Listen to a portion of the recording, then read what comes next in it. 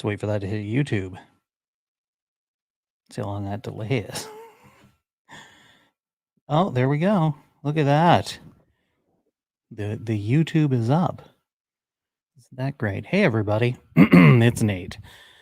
Rolling a couple minutes early. I'm sure Jason and Kareem will be joining shortly. How's everybody doing? Just wanted to say hello. And what? Things like that. That's what I wanted to say. Hi, how's it going? Hope your Monday, hope your February is treating you good. Black History Month is underway in the United States of America. I'm not sure if Black History Month is something that's observed all over the world or if it's an American thing or what. I'll have to ask Kareem if he knows when he pops on here in a few minutes, but I do not know. Wow, I look over there to my left and I can see I think that's a 65-inch TV. I think it's 65 inches, maybe a little bigger. And there I am. That's literally as big as life. Literally as big as life.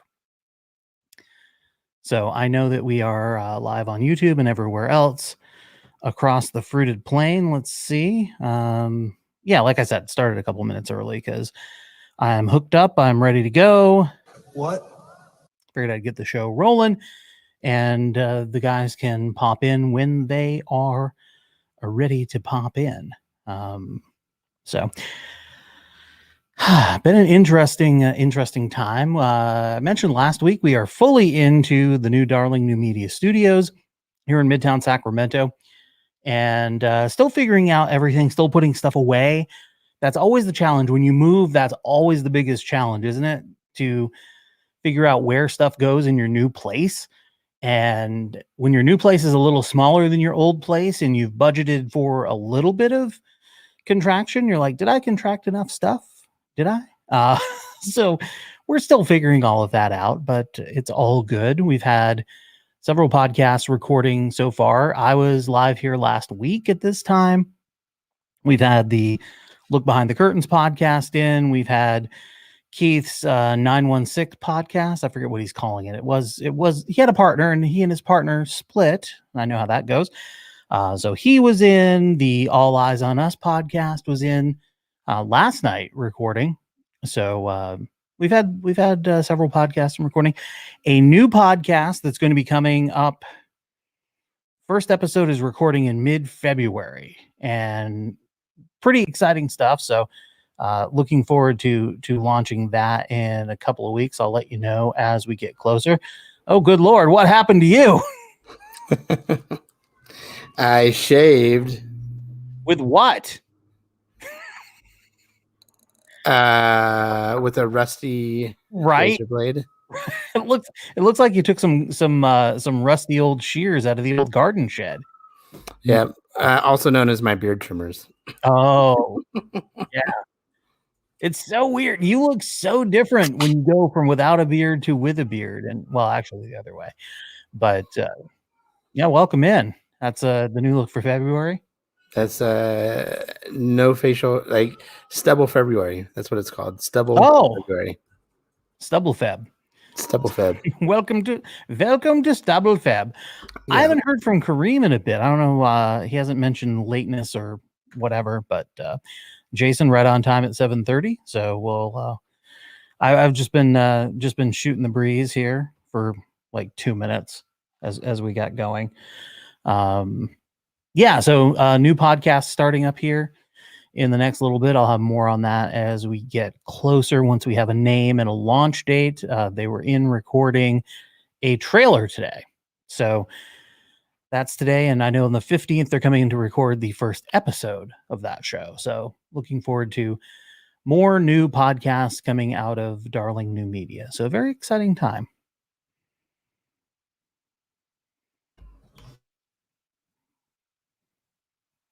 I'm just waiting for Jason to reply. His mic's muted. No, I'm sorry. I'm dealing with a few different things. All right, I can go on without you. I can make believe you're not here. No, I'm sorry. I just I was paying attention to, like, I had the computer set up to my right with a blue background, so it projects like a light onto my face, and then both the kids are crying right now, and my wife's sitting next to me starting to work on the computer that I had set up for extra anyhow. So I'm just like, what the fuck is going on? I know it's weird. And the Kings won. They've beaten the Pelicans. Oh, good. That's exactly what I needed to know. That makes my night. Yeah, good news, Kings fans. They've won. I believe that is one in a row. One in a row for the Kings. There's Kareem. There's his camera. He's sliding into the shot right now, putting on his headsets to join us. Kareem, how are you? I'm good. How you doing, man? Doing all right. Just shooting the breeze here for a little bit. I started a couple minutes early because I was all set up, and I'm like, screw it, I'll start early. Hey, question for you. You might know the answer to this, Kareem. Black History Month is February. Is that just a U.S. thing, or is that something that goes on across the world? It's a U.S. thing. Okay. I think it was started by Carter G. Woodson. That sounds like a black guy. I can't remember what year it was. And it was Black History Week when it was first started. Oh, well, there you go. We've moved up to a month. Exactly. But I saw it posted first thing this morning. I think you reposted it. Black history is American history. Yes. And yeah, it absolutely is. It's part of American history. It's a big part of American history. And I know from my history, American history growing up, we didn't get a lot of black history in there. It was there was slavery. Slavery was bad, and then we did away with slavery after the war. And I don't remember them. And then there was the civil rights movement like 100 years later.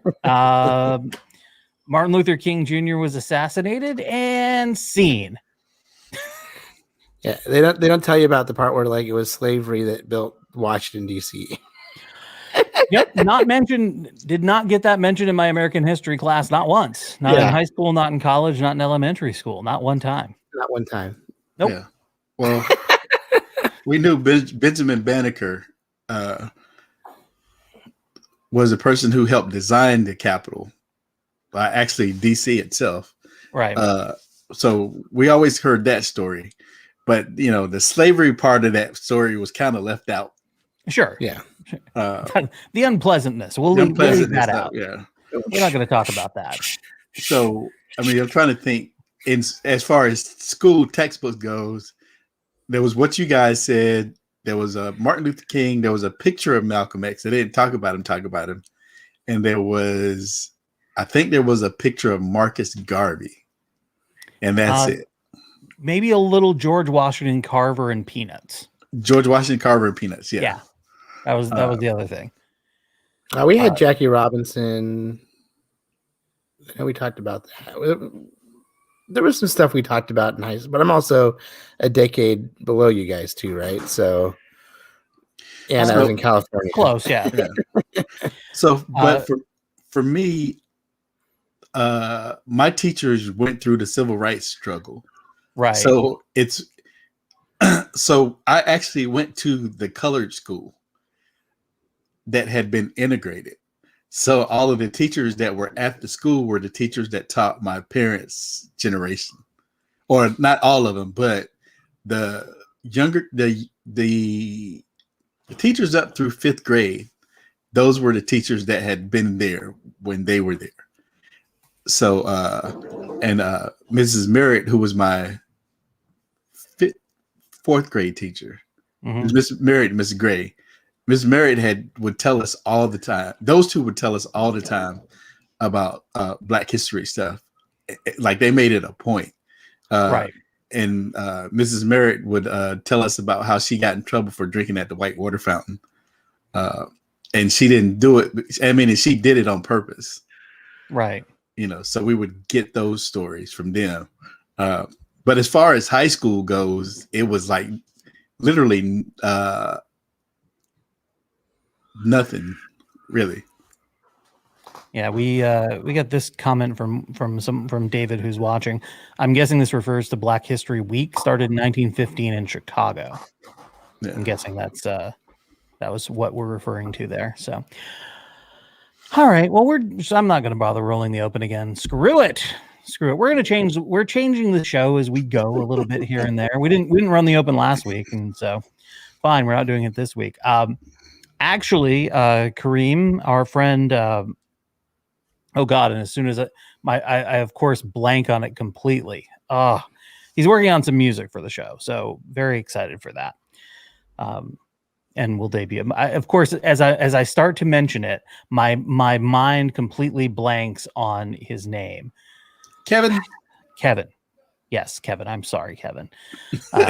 Kevin is working on some music for us, and hopefully that'll be our theme song. We'll just roll into the show with that and go from there. I expect that in a couple weeks. So there'll be some changes. We'll have some, we're going to keep some great things. Come down for moose soup after, because you got to keep those, but new things coming as well.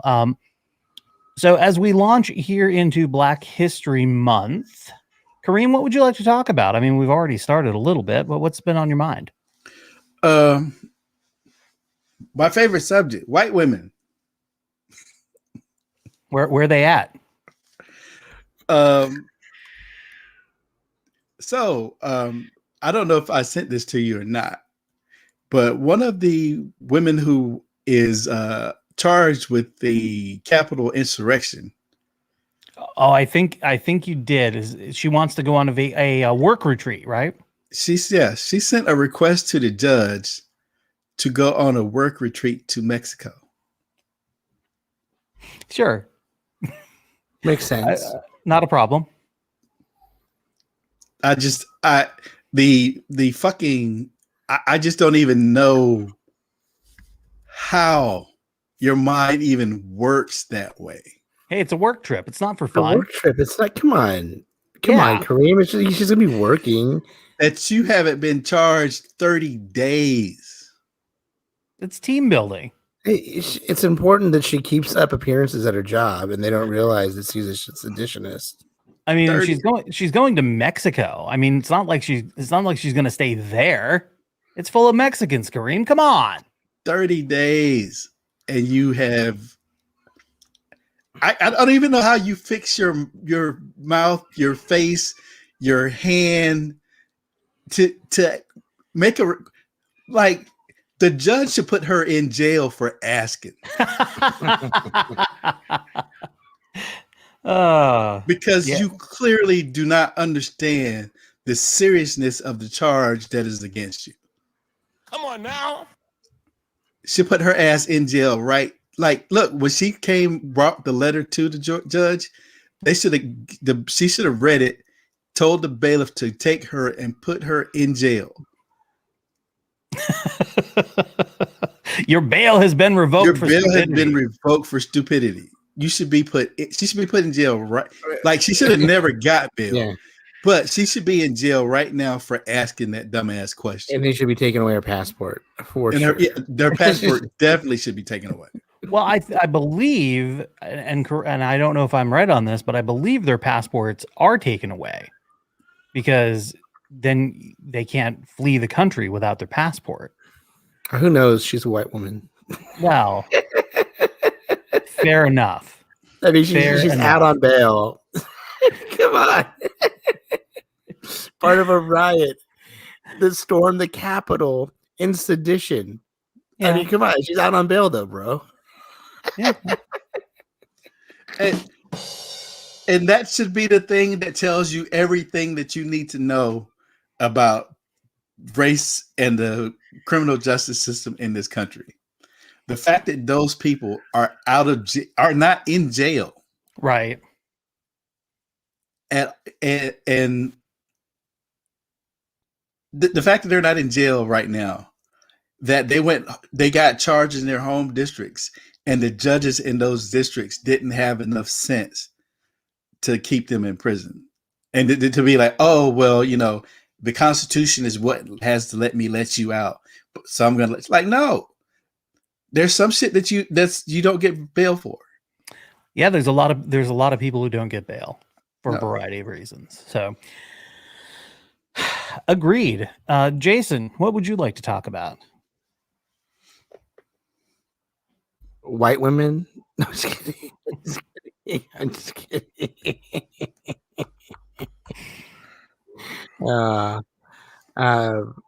actually, Hey, she's behind you, so you be careful before you start talking. Yeah, no, she's right to the right of me right now.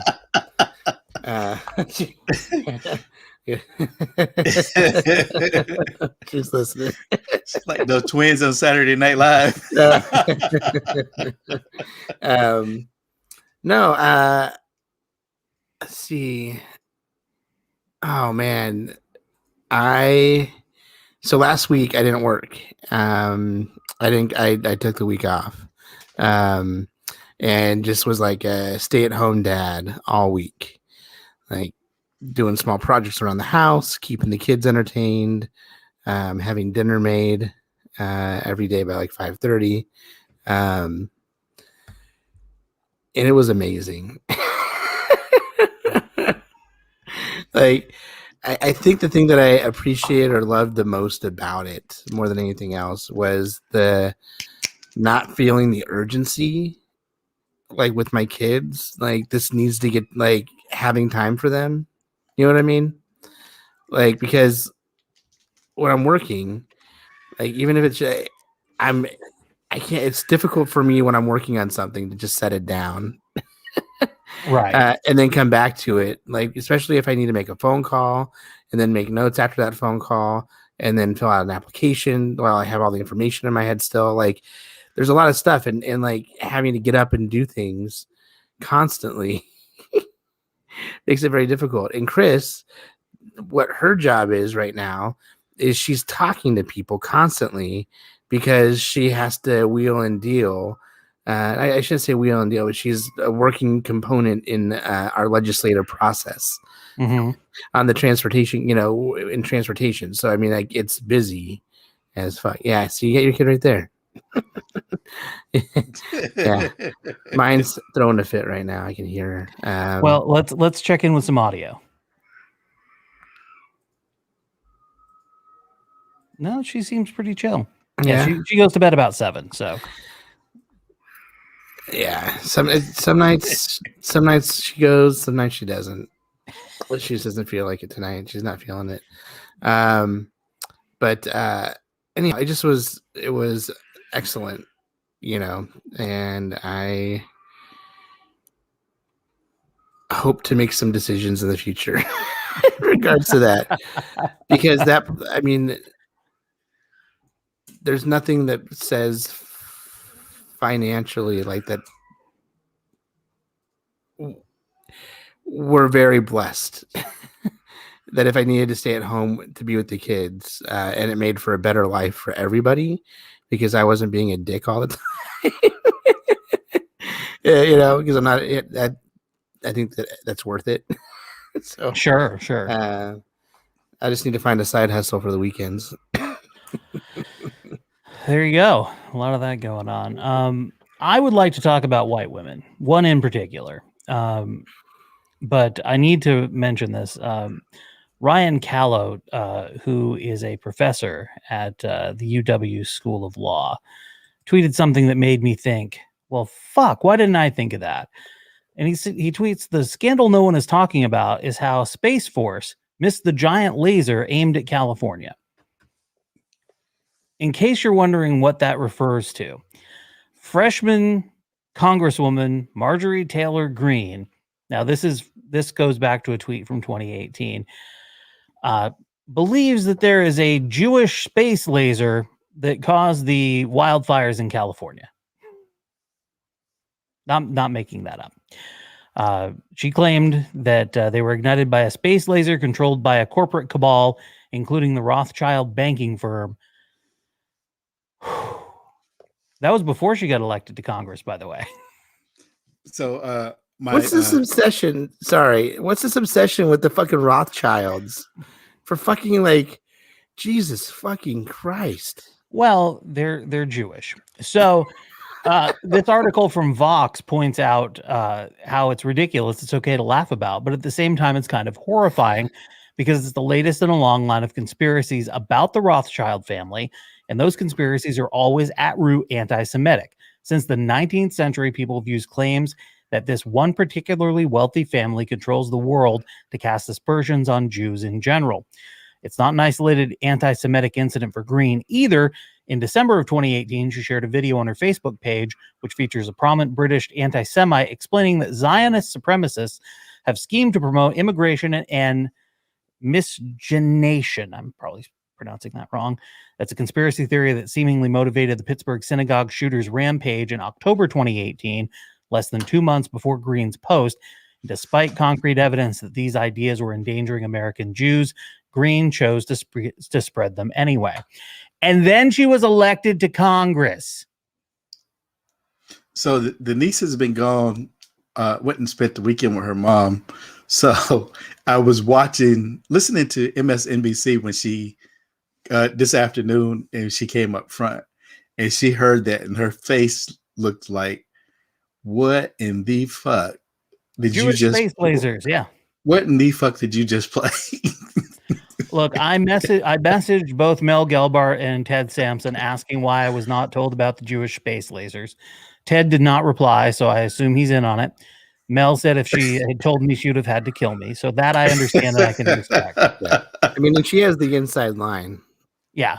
Yeah. She had, like, Ted does also. That might be, he might have to maintain radio silence right now. Yeah, he wasn't even commenting on it. So I mean, I don't know. But let's keep going with Marjorie Taylor Greene. This was shared. W. Kamau Bell shared this clip, and he tweets, "Sorry, I was raised to never unite with racist, xenophobic, jingoistic, anti-science, anti-intellectual, anti-democracy, empty suits. This is why we cannot unite." Here's the video. They swore in on the Quran. Oh, we have the Bible. We're going to talk about swearing in on the oath, how to swear in on the Bible with them. She's talking about Omar Ilhan and Rashida Tlaib taking their oaths on the Quran and why they need to redo it on the Bible. And let them know what our law says, that you can't swear in on the Quran. So we're gonna explain that. We're gonna explain about how you can't swear in on the Quran, and we're gonna have the Bible and ask them if they would swear in on the Bible. That we. How about we? Gotcha. What about we swear in on I don't know, a copy of The Art of the Deal? It doesn't make any fucking difference. And no, you don't have to swear in on a Bible. Nope. You don't. You don't. And that is the ultimate white woman shit. Oh, it keeps going. Really need them. Yeah, we have the oath. Yep. So I think that's important. I think that's important. I think that's important. I think that's important. Well, good. We care. Here's the thing. I don't care what you think. Nope. Don't care what you think. So let's wrap up our whole Marjorie Taylor Greene with a message from someone from her district who isn't thrilled. Ryan Forster. I'm from Marjorie Greene Taylor's district here in Walker County, Georgia, and I think it's important that people hear what I have to say. I'm gonna try not to scream. I'm gonna try not to yell. I'm gonna try not to say things like Marjorie Greene Taylor's the biggest fucking piece of shit I've ever seen. I'm gonna try really hard because, again, I don't want this to fall on deaf ears. But we're not all like that.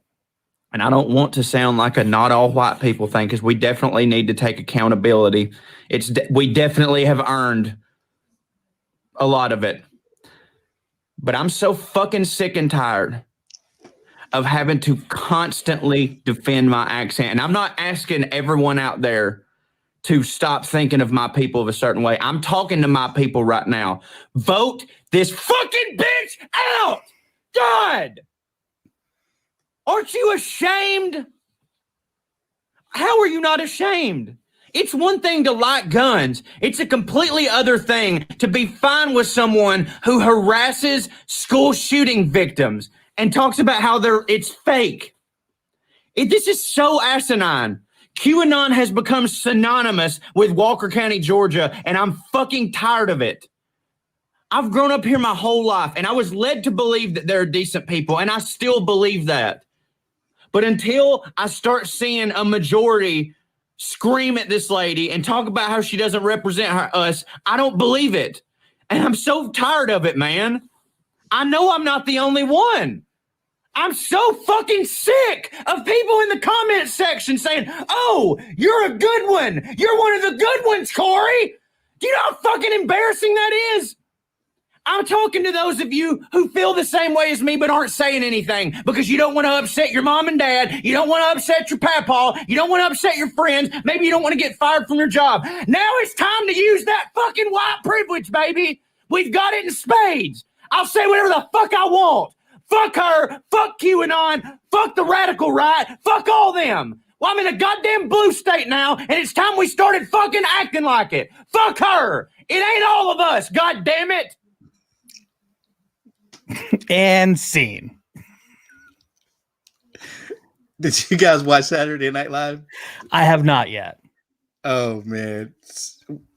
So they do it was actually really good what I saw it because I haven't watched all of it. But they did like a blue state Georgia skit that fits into this. That was great. And then they do another one about the FBI. That's really good. So you guys make sure you watch it. Will do. We were binging Married at First Sight this weekend. So I'm sorry. It was and for I don't know if it's in the notes for later, but for all you people who got mad because Saturday Night Live didn't talk about Joe Biden, fuck you. He was actually working this past week, so he didn't give them anything to talk about. He wasn't trying to give them shit to make fun of. He was trying to do his fucking job. I'm busy. I don't know if we're going to get to it, but we'll see. So let's kick off our coverage of Black History Month with this little gem. A former Kelly Loeffler campaign spokesman, Stephen Lawson, has found a new perch with the Stop Stacey campaign, which of course launched on the first day of Black History Month, which claims that Abrams is trying to claim total control of America.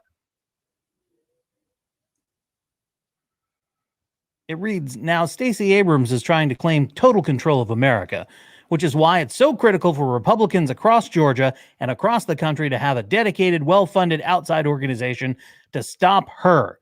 To learn more about Stop Stacey, visit, and I'm not going to give you their website. They've got a Facebook page and a Twitter as well. If you want to call Steven and tell him he's a piece of shit, it's 850-228-2137. Feel free to call him and let him know what you think of him. How afraid are these Republicans of one African-American woman who clearly is resonating with people? They're fucking scared. And part two, how fucking racist is it to launch that on the first day of Black History Month?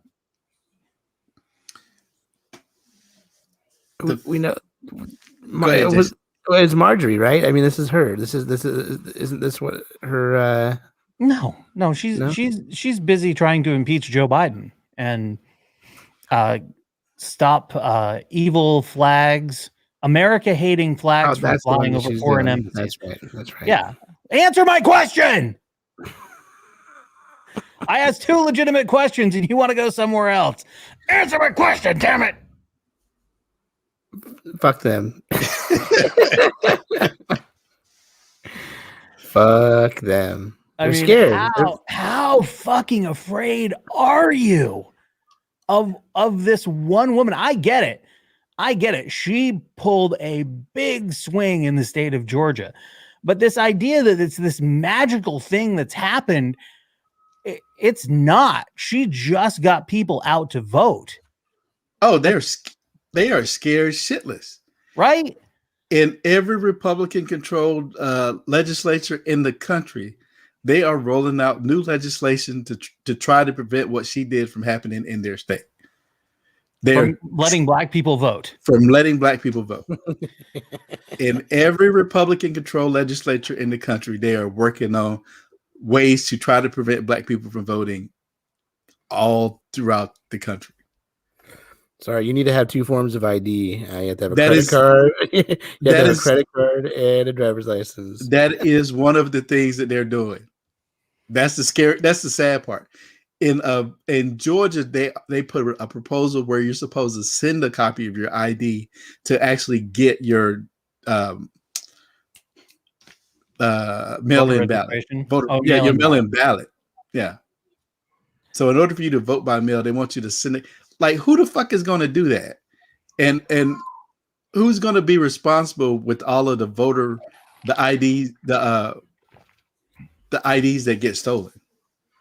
Yeah, it's insane. The identity theft is going to come. Like, who's going to be responsible for that? They don't care. That's the whole They thing. don't care. They don't care. They already But have the it's going to be ability. it's going to be really funny when when all of those white people get their identities stolen. Exactly. That's going to be really rough. Yeah. Then they're not going to trust anything. And So- it's crazy because white people are the ones who were notorious for voting by mail. I learned about absentee ballots from white people. Yeah, I had never. This was the first time I voted by. I did an absentee or voted by mail. Of course, there's a pandemic, so that makes perfect sense. But Yeah. I mean, yeah, it was really weird when I moved to California and I saw that there were so many people that did it, voted early and voted by mail. I'm like, wow, that's different. I actually like going to the polling place. Yeah. Of course, I don't have to wait. I've never had to wait more than 10 minutes in line to vote, no matter where I've been. I think the longest I waited was 15 minutes. I was waiting in line for like 20 minutes. I'm like, fuck this. Right. And, I mean, it was the year that Al Gore lost. And I was in Florida at the time. There you go. Like, fuck that shit. Hanging chads. That's it. Have you guys heard the expression playing the long game? Yes. Yeah.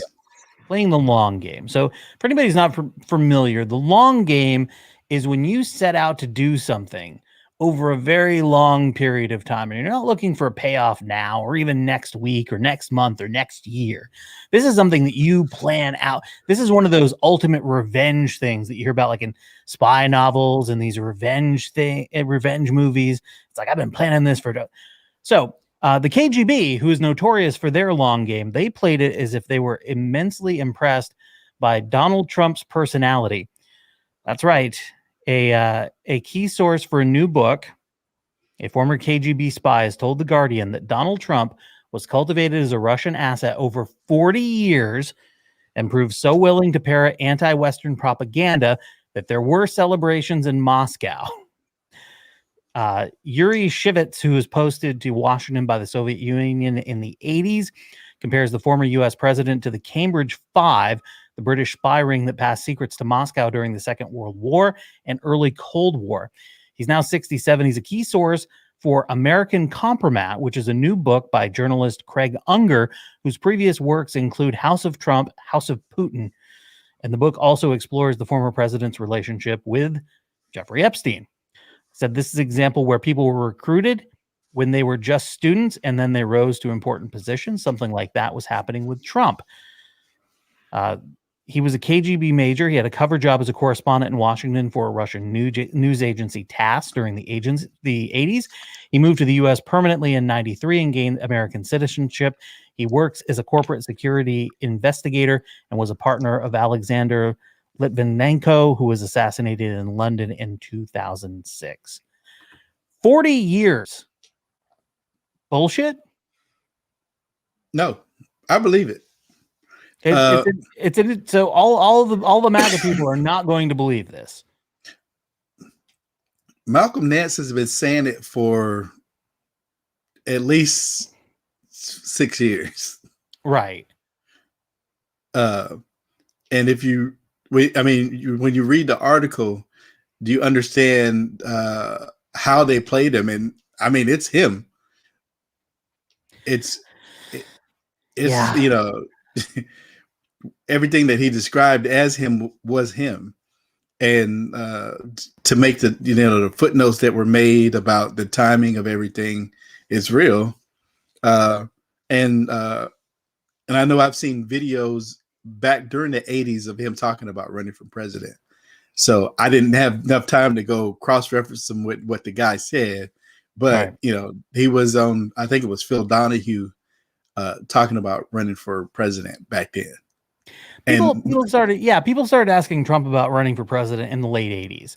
Yeah. Because that was when he started to have that high profile in New York City that was cultivated by him posing as his own publicist and calling all the newspapers.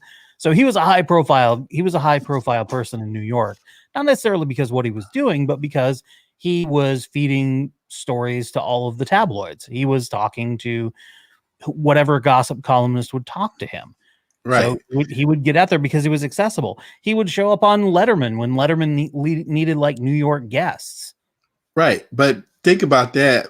So there's being that person and being somebody who think that they could be president. Yeah. As that, and at that point, he hadn't had enough success himself for that to be his own idea. Right. It's interesting. So playing, I guess, devil's advocate on this, it could be something where it's like, look, we're selling a book now. It fits in. Let's go back and sort of fill in with what might have happened and if this, and we would need some sort of documentation to actually confirm this and know for sure. We'll never know for sure unless we actually get. We'll know within the next 2 years when he makes a horrible mistake thinking that he can trust somebody that he can't, and opens his big stupid mouth to the wrong stupid person. I mean, that's just what's going to happen. I guarantee. Like, if they don't impeach him now and get him the fuck out away from the GOP, he's going to crash and burn them 2 years from now. Like because he's going to make a mistake in the next 2 years where he's going to get on the record saying something to somebody, and he's going to get himself in a lot of fucking trouble because he'll have committed a crime and they'll find the judge that will convict him. Well, we have a new financial report that confirms Trump's election defense fund has all the signs of a massive fundraising scam. This is a New York Times article. We've been talking about this for a while because of the fine print that if you donate less than $5,000, it goes to the GOP and Trump's super PAC fund. You had to donate more than $5,000 for it to actually go to the election defense, which most people didn't. So yeah, there's that. There's also this.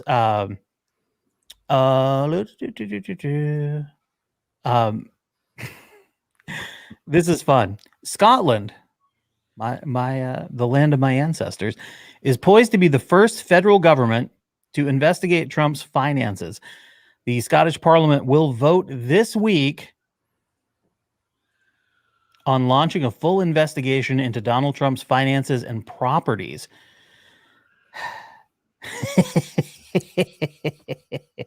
The Scotsman reported an opposition debate in the Scottish Parliament will set out the arguments for ministers to apply to the Court of Session and act on growing concerns on how the former U.S. president's holdings in Scotland were acquired.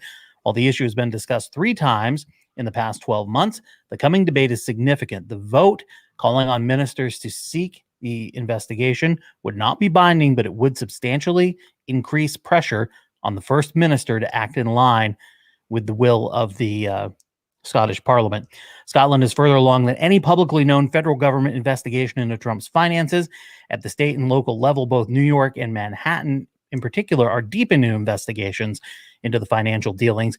The Scots have made it well known that they would like to get rid of Trump and his businesses out of their country. Well, join the club. Trump has a big problem looming in Scotland. If a federal investigation is launched, there's no telling what they will find. But once the dominoes start to fall, other nations will begin their own investigations into the Trump organization. Trump and his house of cards, which are, according to this article, built on fraud, both appear to be on borrowed time. Without the presidency to hide behind, there's nothing stopping Donald Trump and his family from being criminally charged. It's a story reported on Rachel Maddow in the MSNBC group, but this is from PoliticusUSA.com. Interesting stuff. I mean, we haven't heard a lot from Trump because, well, he's not on Twitter anymore or any other platform, really. But what we did hear is the Republican leader in Congress, who is from California, who represents Bakersfield. So I need to drive down there and shake some people. Kevin McCarthy went to Mar-a-Lago to just shoot the breeze and take pictures and really hideously gaudy rooms with Donald Trump. Why? Seems an odd choice of things to do and timing to do it. Well, he was in the need of a good tugging, if you know what I mean. For whom? For whom, I say. Oh, let's give one, get one. Oh, okay. Speaking of the president and his elections and finances, Rudy Giuliani. So Rudy's being sued by Dominion Voting Machines for $1.3 billion. We covered that last week. The Lincoln Project is not thrilled with Rudy Giuliani, and they issued this statement. Well, their lawyers did. The letter reads, Mr. Giuliani, you were once a respected and respectable figure. Your unfortunate self-inflicted decline has been a public spectacle. You wanted to lock her up. You panhandled foreign interests. You defended porn star payoffs and eye-popping media appearances. You revealed sleazy schemes and butt-dialed voicemails.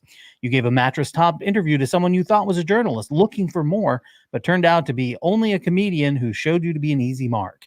You represented the President of the United States in a parking lot press conference held right outside Four Seasons Total Landscaping, Fantasy Island Adult Bookstore, and Philadelphia Crematorium. You oozed hair dye while you spewed lies about the 2020 election.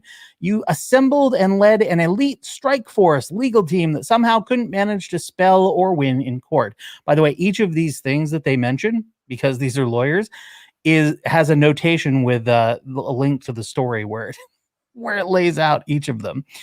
That's page 1. Page 2. More important than any of that, though, you betrayed your country when you rose to speak on January 6th before a raucous crowd that your client, ex-President Donald Trump, had invited to gather a short distance from the U.S. Capitol. You promoted bogus conspiracy theories. You said the presidency had been stolen. You advocated an extra-constitutional effort to overturn the obviously free and fair election result. You denigrated the established legal process for counting certified votes that would begin just moments later in the joint session of Congress. You directed people to fight to the very end to make sure that the same process doesn't happen. You shouted, let's have trial by combat. You told your zealots what to do. They listened, they vandalized, they terrorized, they injured, they killed.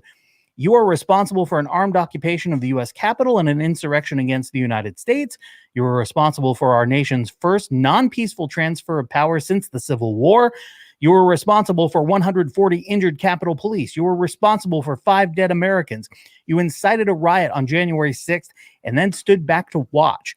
Your immediate reaction to the dreadful scene that day was to phone fleeing senators to request that they further extend the vote counting delay that you helped manufacture, which is a treacherous act the public knows about only because you cannot properly operate a smartphone. Now, rather than apologizing for your actions, you've spent the ensuing weeks deflecting blame and grasping for some way to explain your misconduct. You shamelessly muttered, for example, that your demand for trial by combat before an angry mob on January 6th was merely a benign reference to a 2014 episode of, as you put it, that very famous documentary, Game of Thrones. You will say anything to anyone who will listen, but even if Fox News is reportedly unwilling to listen to you anymore, I can only assume that is why you recently found yourself appearing on Steve Bannon's online War Room Pandemic program of all places to make a grievous error that you will come to regret. You declared without prompting or proof that my client, the Lincoln Project, planned the January 6th insurrection in order to hurt Donald Trump.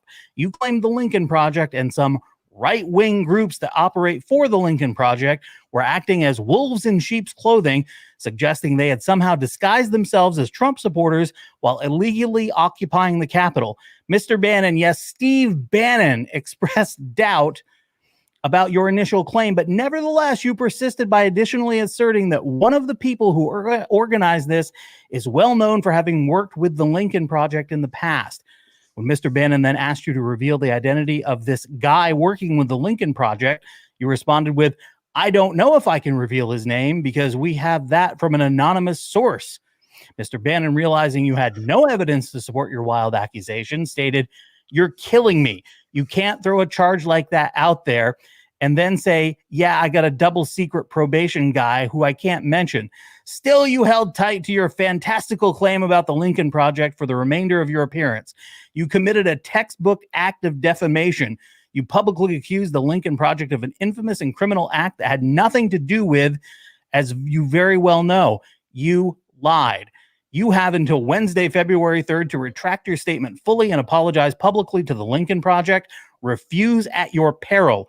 In the meantime, you are hereby notified that you should retain any and all documents, this is a familiar part, including emails and other electronic files relating to this matter. You will never again be America's mayor, but there may still be time to save some of the cash that you pawned your credibility for, should Dominion voting systems ultimately leave you with any. Cordially, Matthew T. Sanderson, member, Kaplan and Drysdale, Chartered Counsel to the Lincoln Project. So the great thing about that letter, or actually before that letter, so as soon as that clip hit the internet, the Lincoln Project were licking their chops. Yeah, they were ready for it. There was a meme of hyenas surrounding their prey within minutes of that video hitting the internet. They're on their shit. They are. And so that puts him. So not only are they going to sue him, but they're saying that because he represents Donald Trump, they're going to sue Trump too. Sure. If they don't apologize and retract. And they're not going to. It's going to be one of those situations where, like, there's 2 impeachments on Trump, but then there's a civil trial, and it's in the civil trial that he gets guilty. It's like OJ all over again, but with the white dude that was president. Well, yeah, OJ, because the civil trial where he owed the Fred Goldman, Ron Goldman's family all this money. Yeah. It's just fucking textbook.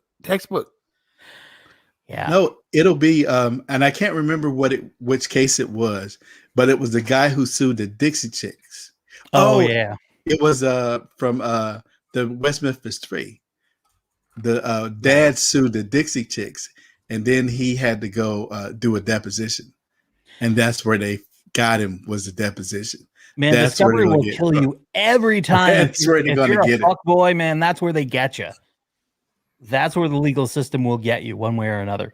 That's what Dixie Chicks. What did I miss? So with the West Memphis 3, one of the stepdad of one of the kids sued them, and then when they had him on, when they had him doing his deposition, they got evidence against him during that deposition, which was part of the reason how they got out. So. And the reason why that they didn't want Trump to sit down with Mueller is because they knew he would lie, right? That he can't help himself from lying. Right. So this is going to be great. It's going to be interesting. Now, on the other side, not a great week for the Lincoln Project all around. I'd never heard of this guy. His name is John Weaver. He is a GOP strategist, and he is a Lincoln Project co-founder. And this is from a New York Times article. Has for years sent unsolicited and sexually provocative messages to young men while suggesting he could help them work in politics. That's according to interviews with 21 men who received those text offers. So that's bad times for the Lincoln Project, but they get out in front of it. They immediately disavowed it, said we didn't know anything about it. Now here's the question, and Don Jr. tried to push this out there this week too. Who wants to know who in the Lincoln Project knew what and when? And it's like, sure, I'd like to know all of that, but first I'd like to settle this whole thing about the sedition and the attempted overthrow of the U.S. government. That is my first priority.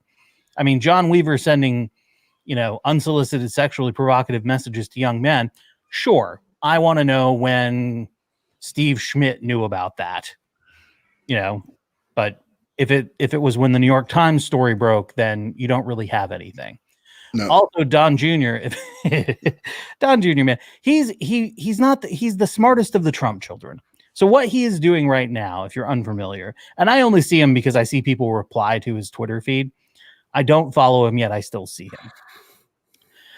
he is going on and on. It's this whole mantra of conservative voices being silenced, and he's putting out there, in case I get deplatformed and my accounts get deleted, go to my website now and sign up for email updates so I can communicate my thoughts to you. And I'm thinking, who needs his thoughts that badly? Cultists. Yeah. I mean, it's all about building. It's all about building the building an email list, and I get that. But, Listen, man, he's building a pirate ship. All right, bro. no. What kind of supplements is he going to be selling? Beard cream? I don't know. Beard cream. a Anyway, the shitty- Lincoln Project. shitty- To quickly wrap up the whole thing with Lincoln Project, they, as soon as the story came out, they condemned the actions, stated that they were unaware that any of it was happening, and have severed all ties with him. So that's how they. I mean, that's what you do when you find out someone's been doing incredibly shitty things. Yeah. You don't wait around and go, well, it'll all blow over. It'll all be fine. So that's what they did. Meanwhile, since you mentioned it, Jason, over on Fox News, here's what's on the news. In their hard news, I see a 3-box of Bill Hemmer, some blonde girl on the other side, and Adam Carolla in the middle. Speaking of pirate ship. And the lower third says SNL avoids President Biden in new episode.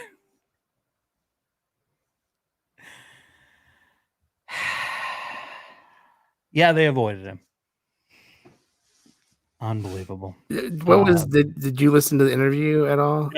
Nope, not going to do it. I didn't. I wonder what I wonder what Adam had to say. Don't care. Yeah. Don't care. The follow-up segment was Facebook cancels popular Mike Rowe show. You know, the former host of Dirty Jobs. They've canceled him. It's all part of their cancel club. I didn't know you could have a show canceled on Facebook. I didn't either. Unless you get your account deleted. I mean, No, we're they haven't streaming live on posted Facebook. We're streaming live on Facebook right now, and I'm pretty sure that Facebook isn't going to cancel us. No, they have a couple of like there's the Jada Pinkett Smith's show, The Red Table. I think Red that's Table Talk. Well, if they're That's their paying Facebook. you to do it, and then they No, don't that- want it anymore, then yeah, exactly. Then it's just nobody's watching it. mm, Like I don't watch TV stuff on Facebook. Like I don't. Like I've never clicked. In fact, I get pissed off. You know what I get I should have talked about this earlier. What fucking pisses me the fuck off is there's this Justin Flom guy that comes on to my videos sometimes is on my Facebook when I'm looking at the videos that are being posted and stuff like that. And this dude, like, it's just stupid magic trick videos that like it's just so fucking stupid and like, but they're not advertised as being magic trick. Like it's it's like, guess what happens when this happens, or all you have to do is add this, and it's like you're not fucking really doing anything. It's a fucking magic trick. You can fucking idiots. I fucking hate these guys. Like, and I don't know. I fucking hate it. Like it's fucking some bullshit, man. Like cancel those fucking people. Get them off my feed. Mike Rowe. Anyhow. yeah, okay. Meanwhile, in Nashville, a Tennessee man is accused of stabbing another man with whom he got into an argument over not wearing a mask, and later swinging 2 metal baseball bats at police officers. Metro Nashville police affidavit says Jerry Cowan, who's 53, began arguing with another man outside an apartment complex early Sunday because he was not wearing a mask. Cowan allegedly pulled out a pocket knife and a long blade with a makeshift wooden handle and stabbed the other man in his arm and near his chin. The victim escaped to a nearby residence and called police. The record showed investigators wrote that Cowan retreated into his home, and responding officers heard metallic object hitting the floor in the back of the door twice. Police officers busted down the door and found him holding a metal baseball bat in each hand. He swung those bats towards officers and ran away. Officers repeatedly told him to drop the bats and later used the stun gun on him multiple times and took him into custody. This is why I don't argue with people who aren't wearing masks, because they're nuts. Yeah. They're nuts. Jason, you're tired of stupid people? This is my favorite stupid thing of the week. Oh, So- let's hear it. Let's hear it. So Nolan Arenado, who's a third baseman was a third baseman for the Colorado Rockies, was traded. And that was the news late last week that they had agreed to trade Nolan Arenado to the Cardinals, the St. Louis Cardinals. How stupid are people, Jason? Well, the Arizona Cardinals, who play football, had to tweet, "Please stop asking us to announce the Nolan Arenado trade."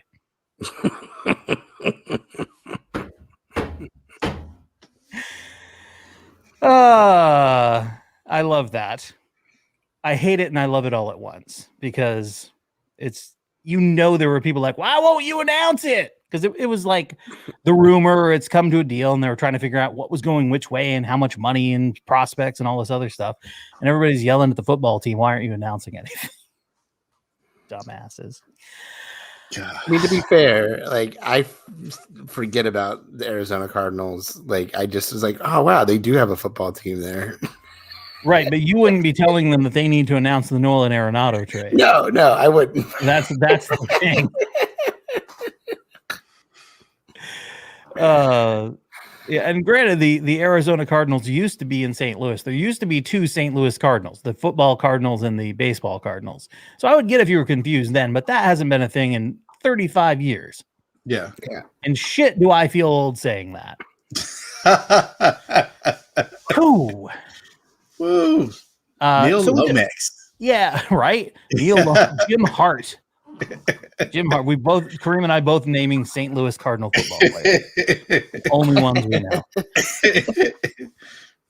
Meanwhile, now we talked about Marjorie Taylor Greene from she's the QAnon nut from Georgia, who's a member of Congress, but we would be remiss in our duty if we did not talk about another Republican House member who supports QAnon, who's also a moderately attractive woman. Her name is Lauren Boebert. And Lauren Boebert runs a bar called Shooters in Rifle, Colorado. Exactly. You got that exactly right, Jason. She's a supporter of the QAnon deep state conspiracy theory movement. She is a newly minted member of Congress. She put her restaurant front and center in the campaign, Shooters Grill, which she co-owns with her husband. That's their shtick. The wait staff are required to wear holstered and loaded guns as they serve customers. And for years, they were not actually required to take training courses. They just had to have a loaded gun on. What could possibly go wrong? She told a local TV station that it keeps the feeling of the Old West alive. The customers at any point, hey, listen, just FYI, any point, one of the waiters or waitresses here just does not like you. They have a loaded gun next to them, and they can just shoot you. Yeah, you don't want to get handsy in there, is what I'm saying. Nothing says danger like bunch of people that are fucking each other, doing drugs and drinking. Like, if you've ever worked in a restaurant before, yeah, this is what restaurant workers do. They fuck, they do drugs, and they drink, and they spit in your food. No, they don't do that. She said the customers have their jokes with the waitresses. If I don't tip, are you going to hurt me?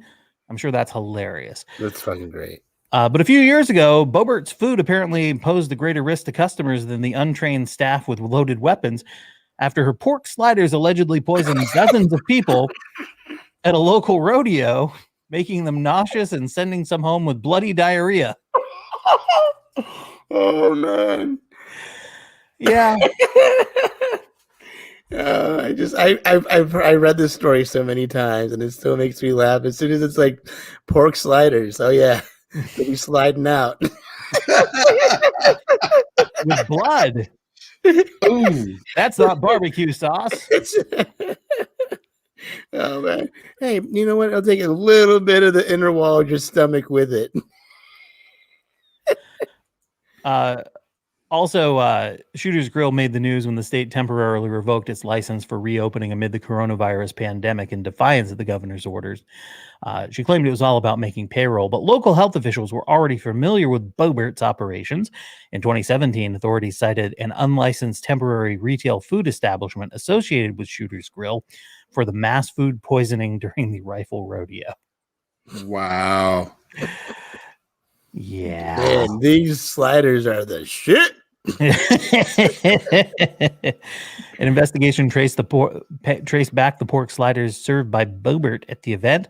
The meat was smoked at Smokehouse 1776, a retail food establishment located in downtown Rifle, across the street from Shooter's Grill, owned by the same person. Shitter's Grill. Officials who later visited the restaurant suspected the pork had not been stored at a safe temperature. No fucking duh. They had no cold holding or hot holding mechanisms in place. And Neither. the restaurant does not maintain temperature logs, so there was no way of showing the food was kept at proper Yo, temperature. neither, bro. Neither. Just like the Old West. No, in the Old West, they still had a cool. They still had a cellar. They still had a cellar where they could keep things cool. Wow. Oh man. Oh, I think the best thing about this is that like first, not only does she like her food give you the shits, that one time. Like, can you just imagine her like at future like get-togethers in the town? Or like, all right, so like that's all of the business for the rodeo for 2022. Looking forward to this next year. And you see her just in the back of the room, just like with her hand up. Like, oh, I just wanted to dedicate. I wanted to donate some of my. No, sorry, Bober, no. By the way, this all happened before she got elected to Congress. Yeah, and the health department report said that 100% of those interviewed with diarrhea ate pork sliders. In case you're wondering, she wants to abolish the Department of Education, does not believe that comprehensive sex education should be taught in schools. She supports QAnon. She didn't graduate from high school. But she's a member of the House of Representatives. You do not get to talk about education if you did not finish high school. Shut the fuck up. Hey man, listen, here's the thing that's shitty about America is that if her constituents pork sliders. If her constituents, despite getting bloody diarrhea and just like one bacteria off of like dying, like, like she could have killed. Like, listen, if 100 people got bloody shits, like you were just like an hour away from people fucking dying. It's true. Like, get some fucking that's some funky shit. So I looked at where Rifle is on the map. It's on the other side of Vail. So she doesn't have but 10 constituents. Well, and that's the other thing. Yeah. That's the thing about a lot of these districts. It's that's what I'm saying. Yeah, fuck. I mean, there's gonna be crazy people. There's always been. And she says she's represented the people of Pueblo. I've been through Pueblo too. There are 50 people in Pueblo. And there's a government office where they will mail you out pamphlets. Pueblo, Colorado, 81009. Florida. Yeah. Florida. Land of enchantment. And crazy shit. This is Florida Corner. A Columbia County woman is back in jail after she failed to show up in court for an aggravated battery charge. See, in October of last year, Kimberly Dunn, who's 35, she shot her ex-husband in the testicles after he tried to take an AC unit. Dunn's estranged husband said he came to her home with his brother to pick up the unit. He had discovered that she was attempting to sell it on Facebook. The couple were going through a divorce. When the man and his brother attempted to unhook the unit, Dunn sat on it to prevent the two men from taking it. The ex-husband approached. He tried to remove her from the AC unit, but she then produced a pink stun gun and attempted to electrocute him. She got hit in the head and dropped both the pink stun gun and the handgun, but she got up off the ground and shot him in the testicles with the handgun. Oh, the man's brother pushed her to the ground and attempted to help his brother and drove him to the hospital. That's a good brother. Yeah, it is. That's a good brother. The report said the ex-husband's brother screamed, "You shot my brother!" and began choking her until she blacked out. Jesus Christ. Hey, she already shot one dude in the nuts, Jason. I'd have been afraid she would have shot me in the nuts too. They were stealing your air conditioner. She was selling it on Facebook. Just saying. She was arrested the same day, taken to the county jail. She was arrested this time for failing to show up in court for the shooting incident. She faces an additional charge of contempt of court. Florida. So that's an abbreviated Florida corner for you. Wow. Got the world's oldest graffiti artist. I'm going to say, artist in finger quotes. A 65-year-old Connecticut woman is facing a criminal rap in connection with a spate of anti-Joe Biden tagging. Investigators charged that Emily Winters earlier in January, not earlier this month because it's the 1st as we're recording this, defaced the exterior walls of a school, a TJ Maxx, and another property in Fairfield. I know what you're saying. No, not the TJ Maxx. Damn it. Cops say that Winters, charged with criminal mischief, confessed with a graffiti spree after turning herself in at police headquarters. She is scheduled to appear in court on February 12th. According to police, Winters, armed with pink and yellow spray paint, tagged private property with phrases like Beijing Biden, Commie Kamala, Biden for socialism, and United States of China.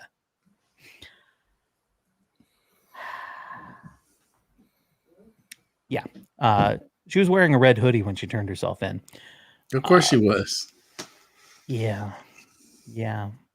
She split communism into 2 lines when she was doing it. So she spray painted, but she spray painted all of those things with the yellow paint and then did the red circle with the line through it because she's not in favor of those things. Okay. 65. Just saying. Get her out of the coat. Yeah, come get your grandma. Honey, I got arrested. What did you get arrested for, Grandma? I was graffitiing again. Gosh darn it, Grandma. Oh, Stop. no. We're going to have to take OAN off your TV, all right? There's no more OAN or Fox. I have InfoWars on my tablet. I'm literally looking at my neighbors now and going, I will eat your ass. Speaking of Alex Jones, there may be some very bad times coming for Alex Jones as we get a little bit more into who paid for the big event on January 6th in Washington, who was organizing it, who was footing the bill, and what was going on. And Alex Jones may be very close to the center of it all. So some very bad times for him and the heiress behind the Publix supermarkets who allegedly has paid for it. So anyway, we'll get to all of those things, but let's wrap it up with a little bit of Let's leave the hustle and bustle for small town news. Yes, let's go to the Northeast Kingdom of Vermont, where I was born and raised and finally escaped. Headline: Newport man found asleep in vehicle with gun following break-in. Dateline Newport, police arrested a man passed out in a car with a firearm following a break-in early Friday morning. Now, around 1:45 a.m., officers responded to a residence on West End Avenue for a report of a residential break-in. The homeowner reported the man was in possession of a handgun and was then allegedly going through vehicles on the property. Officers located Brian Dodds, 34, of Newport, asleep in the driver's seat of one of the homeowner's vehicles and slumped over the center console. Oh, wow. Police say they removed the firearm from him before waking him and placing him under arrest. Had some fine police work there, Lou. Shh, take the gun away first, then wake him up. Dodds was charged with unlawful trespass, possessing a deadly weapon while committing a crime. So that's what's happening there. Look, rifling through strangers' vehicles is a tired business. He was going through people's cars, Mm-hmm. found a stash somebody had, decided to immediately do that stash that he found, and passed out. Yeah. Or he just had some heroin and he was just like, fuck it, I'm going to do this before I leave. or he was really, really drunk, Oh, that too. left the bar, wandered over, might have mistaken it for what he thought was his car, started rifling through shit, and fell asleep. Or passed out over the center console. Yeah. I'm just saying, either one is possible, Jason. Anyway, that's going to do it for us for this episode of the WTH podcast. Hope you enjoyed the ride. Thank you for downloading and listening wherever you do it, from Australia to India, across Europe as well, and North America. Thanks for making us part of your week. We do appreciate you. For everybody who has stopped in to watch us live on Facebook and YouTube, thank you as well. We appreciate having you in. Before we go, any last words, Kareem? Just for Black History Month, over my other shoulder, there's a painting of James Winkfield, who was one of the first winners of the Kentucky Derby. So take some time, Google him, learn some Black history facts. 20 of the first, I think 21 or 22 jockeys to win the Kentucky Derby were Black. Did not know that. Jason, any last words? Yo, if somebody in your family is a QAnon supporter, fucking stop them. Get them out of the cult. Seriously, we can't ignore those people in our family.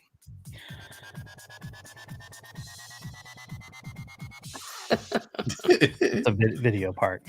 Yeah, my last words are, as always, don't be an asshole. Follow us on Twitter for more fun. Kareem's Twitter handle, my Twitter handle, and Jason's Twitter handle will be in the description. So check that out. Give us a follow. You might be amused. You might enjoy it. You can also check out the WTH podcast group on Facebook. Let me find it here for you. It's facebook.com/group/WTH podcast. It's where there's links to the show, additional stuff. You can ask us questions. That's an easy way to interact with us if you would like, right there on Facebook. Join the group, become part of the movement. Not like the Shooters Pork Sliders movement. That's different. we promise 100% blood-free diarrhea. If you got diarrhea, that's on you. That's it. Can't help you that. So otherwise, have a great week, everybody. We'll be back next week. Same time, same place, whether you're watching or listening. We will see you then. We're looking forward to it. We love you. Wear a mask. And of course, as always, for the love of God, don't be an asshole. It's not a good look. Gotta leave with this. Oh no, that's not that. This. Darling New Media, here to help you tell your story.